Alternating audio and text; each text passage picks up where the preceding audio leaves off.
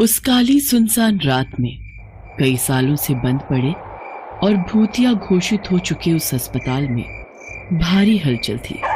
बाहर कुत्तों का शोर माहौल को खौफनाक बना रहा था।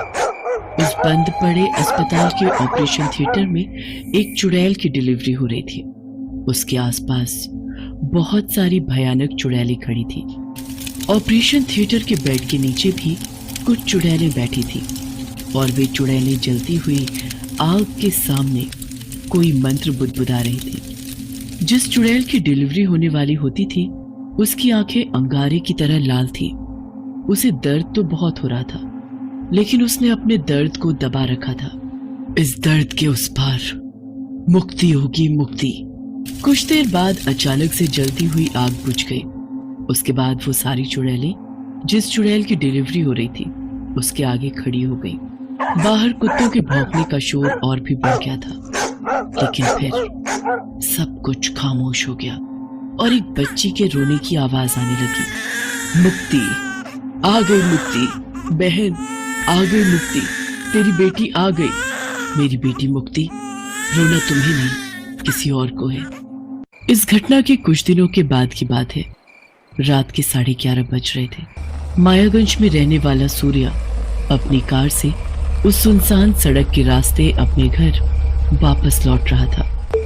तभी उसके मोबाइल की घंटी बजी। फोन की स्क्रीन पर अननोन कॉलिंग लिखा आ रहा था। हेलो हेलो, अरे कौन है भाई, कुछ तो बोलो। सूर्या ने काफी देर तक हेलो हेलो किया, लेकिन दूसरी ओर से कोई जवाब नहीं मिला। गुस्से में उसने फोन काट दिया। अरे अजीब पागल लोग हैं? अरे बात नहीं करनी तो फोन क्यों करते हैं? तभी अचानक फिर से उसके फोन की घंटी बजने लगी। इस बार भी स्क्रीन पर अननोन कॉलिंग ही लिखा आ रहा था। उसने फोन नहीं उठाया, लेकिन लगातार 3 बार जब फोन आया तो उसने गुस्से में फोन उठा लिया और चिल्लाते हुए बोला, हेलो। इस बार किसी छोटी बच्ची के हंसने की आवाज फोन पर आती है और फिर एक औरत की खौफनाक आवाज उसके कानों से टकराती है। सूर्या, इस धरती पर तेरे दिन पूरे हो गए। तुझे तड़पा तड़पा कर मारने वाली ने जन्म ले लिया है। कौन बोल रहा है? ये क्या मजाक है भाई? क्या मजाक है? मजाक नहीं, मौत। तुझे तड़पा तड़पा कर मारा जाएगा। तू बचेगा नहीं, वो जन्म ले चुकी है। सूर्या उस औरत की आवाज से इतना डर गया कि उसे पता ही नहीं चला कि उसने रेड लाइट जंप कर दी है और उसकी कार की किसी दूसरे की कार से जोरदार टक्कर हो गई। उस कार को एक लेडी चला रही थी और वो पूरी तरह से घायल हो गई थी। उसके चेहरे से खून निकल रहा था और वो सड़क पर गिरी हुई तड़प रही थी। उसका चेहरा काफी भयानक लग रहा था। अगर मैं यहाँ रुका तो खामखा फंस जाऊंगा। मुझे यहाँ से भाग जाना चाहिए। रात काफी हो गई थी, इसलिए सड़क लगभग सुनसान हो गई थी। सूर्या ने कार पीछे घुमाई और फिर तेज रफ्तार में वहां से निकल गया, लेकिन तभी उसे एहसास हुआ कि उसकी कार की पिछली सीट पर कोई बैठा हुआ है। उसने गाड़ी के शीशे में जो देखा उसे देखकर उसकी चीख निकल गई। अरे ये तो वही औरत है जिसका एक्सीडेंट मेरी गाड़ी से हो गया था। ये यहाँ कैसे आई? तुझे तड़पा तड़पा कर मारने वाली जन्म ले चुकी है। तू बचेगा नहीं। ये कहकर वो औरत वहां से गायब हो गई। ये देखकर सूर्या के दिल की धड़कनें जोर जोर से धड़कने लगी। कौन थी वो औरत? और उसने भी सेम वही बात कही जो मुझे फोन पर किसी औरत ने कही थी। क्या हो सकता है इन दोनों बातों का कनेक्शन? सूर्या अपने अपार्टमेंट पहुंच गया था, लेकिन रास्ते में हुई घटना अब भी उसकी आंखों के आगे घूम रही थी। वो लिफ्ट में गया और अपने फ्लोर का नंबर 8 दबाया। लिफ्ट धीरे धीरे ऊपर जा रही थी। तभी लिफ्ट की दीवारों से खून निकलने लगा और उस खून से लिफ्ट की दीवारों पर कुछ लिखा जाने लगा। अरे ये क्या हो रहा है? लिफ्ट के अंदर खून कहां से आ गया? और ये क्या लिखा है? और ये क्या लिखा हुआ है इन दीवारों पर? जब सूर्या ने लिफ्ट की दीवारों पर लिखा हुआ पढ़ा तो उसका दम फूलने लगा। उसके हाथ पैर कांपने लगे। लिफ्ट की दीवार पर लिखा था, सूर्या, इस धरती पर तेरे दिन पूरे हो गए हैं। तुझे तड़पा तड़पा कर मारने वाली ने जन्म ले लिया है। ये क्या हो रहा है मेरे साथ? ये बार बार एक ही बात क्यों दोहराई जा रही है? मैं पागल हो जाऊंगा, मैं पागल हो जाऊंगा। सूर्या लिफ्ट से निकलकर सीढ़ियों से भागता हुआ अपने घर पहुंचा और जोर जोर से दरवाजा खटखटाने लगा। दरवाजा उसकी माँ ने खोला। माँ, मुझे कोई मारना चाहता है। उसका जन्म हो गया है माँ। उसके चेहरे का उड़ा रंग और इस तरह की बातें सुनकर उसकी माँ सुनैना देवी भी घबरा गई। उसकी बहन कामिनी भी कमरे के अंदर से बाहर आई। अरे, किसका जन्म हो गया है? कौन तुम्हें मारना चाहता है? क्या हुआ भैया? ये सब तुम... माँ, अभी अभी लिफ्ट की इस दीवार पर... जब सेविंग्स कम हो और सपने बड़े तो चुनो Moneyview personal loan. Download the Moneyview app. Crayons? Dad! For last minute school needs, India's last minute app. पर खून से वो बात लिखी हुई थी कि मुझे मारने वाले ने जन्म ले लिया है। पर यहाँ तो कुछ भी नहीं लिखा है भैया। कुछ भी नहीं लिखा है? पर अभी तो था। कहाँ गया वो लिखा हुआ? सूर्या को समझ नहीं आ रहा था कि खून से लिखी वो लाइनें अचानक कहाँ गायब हो गई। अपनी माँ और बहन के साथ वो घर के अंदर आ गया। वो खाना खाकर बिस्तर पर चला तो गया, लेकिन उसके मन का डर नहीं गया।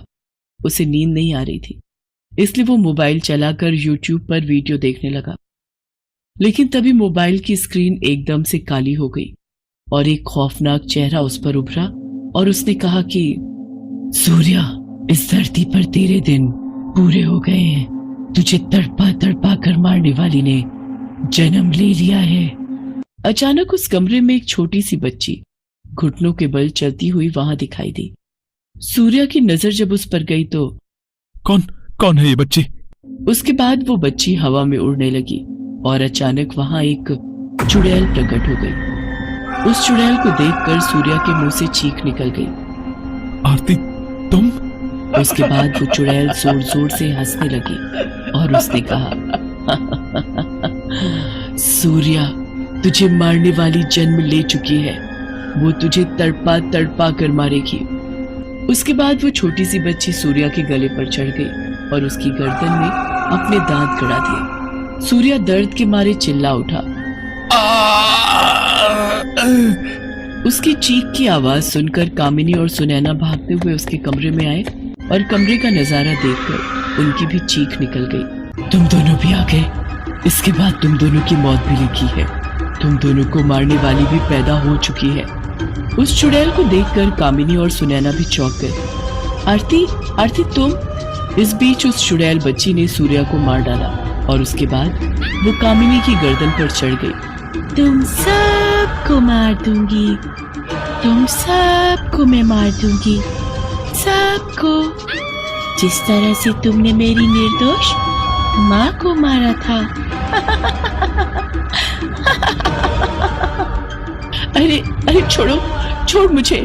माँ, मुझे बचाओ। इसके नुकीले दांत मुझे चुभ रहे हैं। तुम लोगों को आज कोई नहीं बचा सकता, कोई नहीं। अरे, तुम लोगों ने मेरी माँ को करंट लगाकर इसलिए मार दिया क्योंकि वो मुझे, यानी एक लड़की को जन्म देने वाली थी। मेरी माँ के लाख मना करने के बाद भी तुम लोगों ने उसका टेस्ट करवाया और जब पता लगा कि मैं कोख में हूँ तो साजिश के तहत मेरी माँ को मार डाला और उसकी हत्या को दुर्घटना साबित कर दिया। अरे, तुम जैसे राक्षसों को जीने का कोई हक नहीं, कोई हक नहीं। चुड़ैल की बेटी कामिनी के गले में दांत गड़ाकर उसे भी मार देती है। सुनैना देवी ने ये देखा तो वो हाथ जोड़कर उस बच्ची से माफी मांगने लगी। अरे, मुझसे गलती हो गई, माफ कर दो मुझे। तुम्हें माफ कर दूं? अरे, तुम लोग समाज में इंसान की तरह रहते तो हो, लेकिन सच कहूं, तुम लोग इंसान हो ही नहीं। तुम लोग वो राक्षस हो जिन्होंने इंसान के वेश में जन्म लिया है। उसके बाद चुड़ैल और उसकी बेटी सुनैना देवी के बाल पकड़कर उसी भूतिया अस्पताल में ले जाती है जहां उस बच्ची का जन्म हुआ था। उसके बाद वो सुनैना देवी को वहां चुड़ैलों के झुंड के पास छोड़ देती है। सारी चुड़ैलें सुनैना की बोटी बोटी नोच कर उसे जान से मार देती हैं।